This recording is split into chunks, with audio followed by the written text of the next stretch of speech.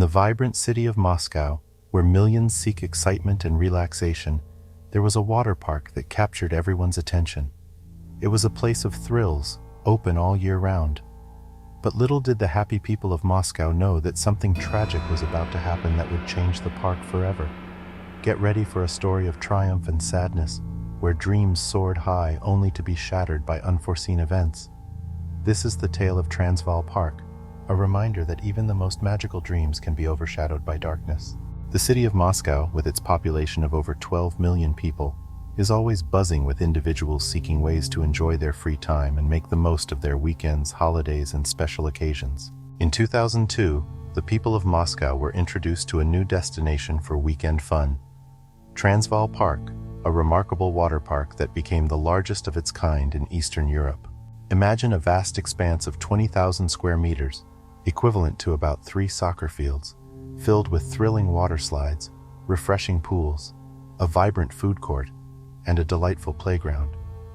What made Transval Park truly special was that it remained open all year round, even during the frigid Russian winters when temperatures dropped as low as -30 degrees Celsius. It was as if visitors could escape to a tropical resort without leaving the country, granting access to warmth and aquatic adventures that were previously only available to those who could afford to travel abroad. The park quickly gained popularity, becoming a favorite destination. Countless individuals, even after nearly 2 decades, can vividly recall the exhilaration of zooming down water slides, enjoying wave pools, and marveling at the expansive glass windows that allowed natural light to flood the park. They were willing to pay the entrance fee of 890 rubles, approximately $30. In addition, visitors could enjoy a range of other facilities such as a bowling alley with a cafe bar, a restaurant, billiards, a gym, and a beauty salon. The owners estimated that on the busiest days, the park would welcome approximately 8,000 visitors. These joyful childhood memories, however, were overshadowed by the tragic events that unfolded on February 14, 2004. Tragedy struck on that fateful Valentine's Day. Families and loved ones gathered at Transval Park, unaware of the impending disaster that would forever change their lives. Among the visitors was Sasha Groza, accompanied by her sister Alona, as they celebrated their cousin's birthday. Little did they know that their much-anticipated outing would turn into a nightmare. The sequence of events unfolded rapidly. Within minutes of their arrival, an inexplicable sound reverberated through the park. The lights flickered, and before anyone could react, large fragments of glass and concrete came crashing down into the pools and onto the unsuspecting visitors. Laughter and joy were replaced by screams of horror and heart-wrenching cries. The once vibrant atmosphere of Transval Park turned into a scene of chaos and devastation. Amidst the chaos, Sasha found herself separated from her sister. In a state of shock and panic, she desperately searched for Alona, but the overwhelming circumstances made it impossible to locate her. Sasha, along with other visitors, fled towards the exit, traversing a treacherous path strewn with concrete debris, glass shards, and snow. Despite the injuries and blood covering her legs, Sasha pressed on, fueled by sheer determination and the hope of finding her sister alive. Rescuers arrived at the scene, and the task of digging through the rubble began. The desperate cries for help echoed within the damaged walls of Transval Park. The injured were swiftly transported to hospitals, their wounds ranging from fractures and shrapnel wounds to concussions. Tragically, not everyone could be saved. In total, 28 lives were lost, including 8 children who had arrived at the park to celebrate their birthdays. The aftermath of the disaster left survivors grappling with physical injuries, emotional trauma, and the pain of losing loved ones. Families were forever changed, forced to navigate the difficult path of healing and moving forward. Sasha Groza, now a grown woman, still visits her parents' home in Moscow every year on the anniversary of the tragedy. Together with her closest relatives, they honor the memory of Alona and other victims at the cemetery where they rest, and at a memorial plaque erected at the site of the Transval Park collapse. Investigations into the cause of the tragedy revealed a design error as the primary factor. The collapse was attributed to a cracked column, possibly the 6th, 7th, or 11th, which ultimately led to the catastrophic failure of the building's structure.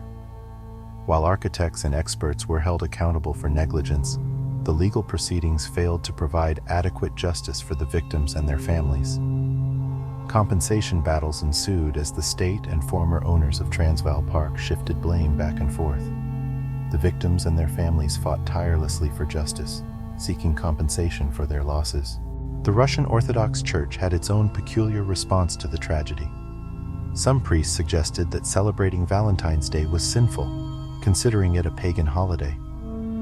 According to the Orthodox calendar, February 14th is dedicated to commemorating the dead, and in their eyes, the tragedy at Transval Park was seen as a punishment for indulging in festivities on that day.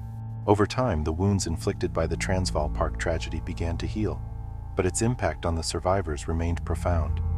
Many developed phobias associated with water parks, towers, and domed structures, a constant reminder of the horror they had experienced. Despite the passage of nearly 2 decades, the memory of that tragic day still lingers in the hearts and minds of those affected. The renowned architectural firm Sergei Kisilov and Partners, led by architect Nodar Konchely, was entrusted with designing the water park. Konchely, an experienced architect and an honored builder of Russia, had already left his mark on Moscow's skyline with notable structures such as the Gostiny Dvor Mall, the Luzhniki Sports Complex, and the Cathedral of Christ the Savior. Known for his exceptional craftsmanship, Konchely was chosen to create the impressive roof that would become Transval Park's iconic feature. All these years of experience did not turn out so well in case of the Transval Park. Today, a new water park, Marion, stands on the grounds once occupied by Transval Park. A small chapel and a memorial plaque with the names of the 28 victims serve as the only reminders of the catastrophe. The park's visitors, unaware of the history beneath their feet, enjoy their time without knowing the profound sorrow and loss that once engulfed the same location. The lessons learned from the Transval Park tragedy continue to resonate, urging us to prioritize safety, thorough engineering, and rigorous inspections in all construction projects. It serves as a stark reminder that negligence can lead to devastating consequences and irreparable loss. As we remember the victims and honor their memory, let us strive to ensure that such tragedies are never repeated, and that the pursuit of enjoyment and leisure is always accompanied by the utmost commitment to safety and well-being. Thank you for joining us on this incredible journey through the story of Transval Park. If you enjoyed this video and want to discover more captivating tales, don't forget to hit that subscribe button and turn on the notification bell. We'll bring you more fascinating stories and adventures that will leave you on the edge of your seat. Also, don't hesitate to leave a comment down below with your thoughts and suggestions. Until next time.